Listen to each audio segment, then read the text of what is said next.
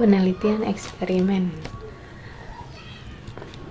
Penelitian eksperimen ini adalah suatu metode penelitian yang terurut dan sistematis untuk membangun hubungan kausal. Yang dimaksud dengan hubungan kausal tersebut adalah hubungan sebab akibat. Adanya sebab dan sebab tersebut mengakibatkan suatu akibat. Dalam penelitian eksperimen, variabelnya yang berada di lapangan itu akan lebih kuat atau lebih realistis dibandingkan yang ada di laboratorium.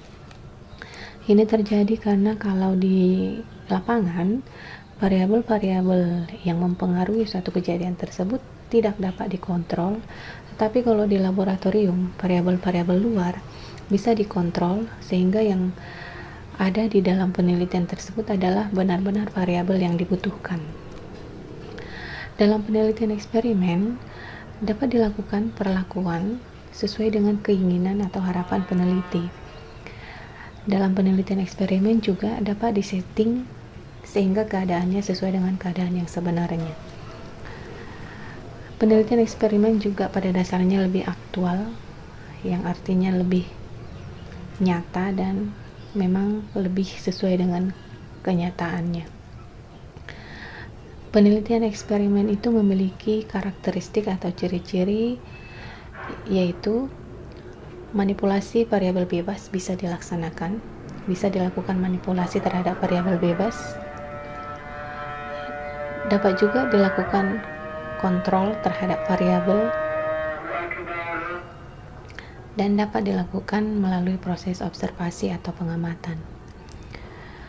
Proses penelitian eksperimen sama juga dengan penelitian lainnya. Yang pertama dimulai dari kajian masalah, kemudian identifikasi masalah, melakukan kajian pustaka. Kajian pustaka melahirkan hipotesis penelitian dan memberikan definisi operasional terhadap variabel supaya tidak ada perbedaan makna yang ambigu atau pemahaman terhadap suatu makna terhadap suatu definisi atau variabel tertentu. Membuat rancangan penelitian, bagaimana rancangan variabel luar, variabel kontrol, bagaimana desain yang akan dilakukan, populasi yang dipilih, sampel yang dipilih, dan instrumen yang digunakan. Setelah semuanya lengkap, dilakukan eksperimen sesuai dengan desain yang ditetapkan, kemudian melakukan analisis terhadap hasil eksperimen yang telah dilakukan. Setelah analisis diperoleh dan melakukan analisis data, dibuatlah laporan sebagai laporan penelitian. Jadi pada umumnya sama saja dengan penelitian yang lain. Ada beberapa jenis desain penelitian eksperimen. Yang pertama,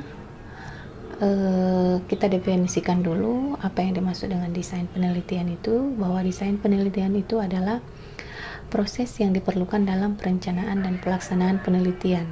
Urutannya seperti apa, rancangannya seperti apa, sehingga disebut juga desain ini sebagai gambaran secara jelas tentang hubungan antara variabel, proses pengumpulan data, dan bagaimana melakukan analisis data. Macam-macamnya adalah sebagai berikut. Ada desain pretest posttest. Di sini ada variabel Y1 dilakukan pretest, kemudian diberikan perlakuan terhadap variabel terikat. Setelah dilakukan perlakuan terhadap variabel terikat, diberikan posttest. Dengan demikian, soal pretest dengan posttest adalah berbeda.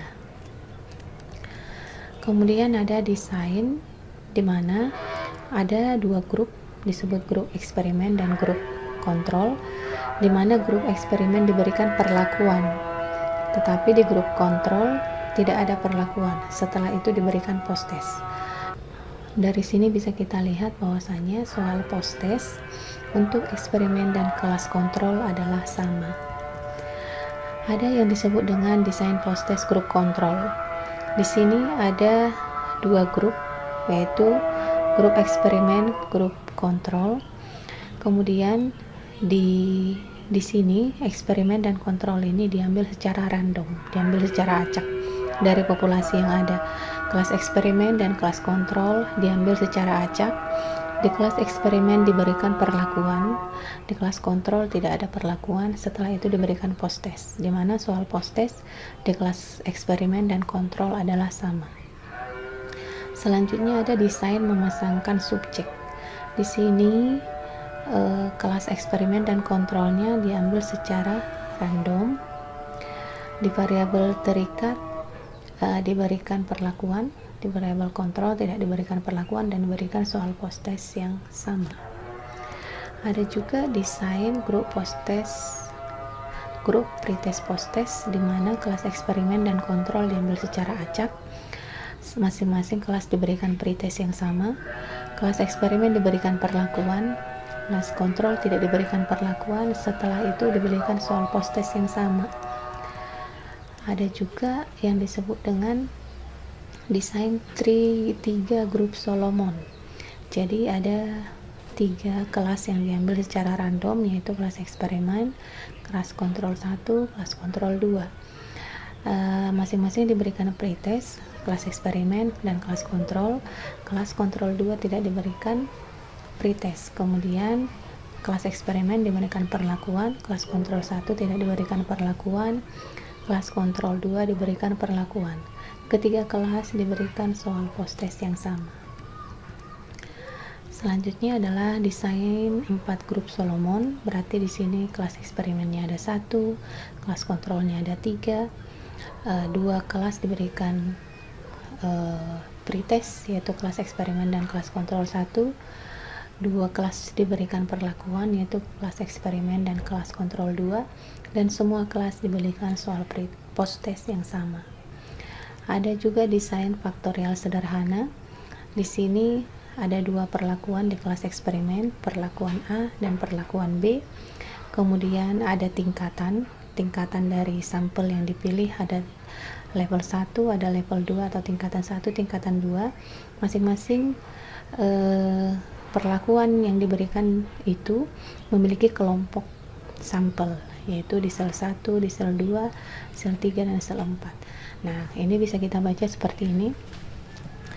Kelompok sampel level 1, ini sampelnya sekian orang atau sel 1 diberikan perlakuan A. Kelompok sampel level 2 dengan jumlah sampel sekian diberikan perlakuan A. Demikian juga dengan yang ada di perlakuan B. Ada juga pretest, post-test non random. Berarti di sini grupnya tidak dipilih secara random. Nah, namun ada 2 grup, yaitu eksperimen dan kontrol. Masing-masing kelas diberikan pretest, diberikan perlakuan ke kelas eksperimen, kelas kontrol tidak diberikan perlakuan. Setelah itu diberikan post-test. Ada juga desain pengaruh imbangan. Di sini ada pengulangan treatment, pengulangan perlakuan terhadap kelompok sampel, yaitu pengulangan 1, 2, 3 sampai 4 dengan perlakuan ada sebanyak 4 juga, perlakuan 1, 2, 3, 4, di mana kelompok sampelnya terdiri dari grup A, B, C, D, grup. Nah, diberikan grup perlakuan kepada grup secara acak sesuai dengan desain yang ada di sini.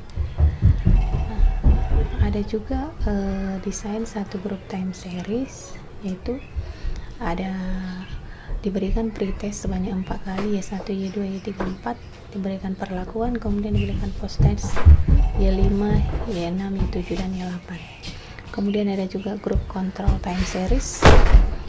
Ada 2 grup eksperimen kontrol, diberikan post-test sebanyak 4 kali.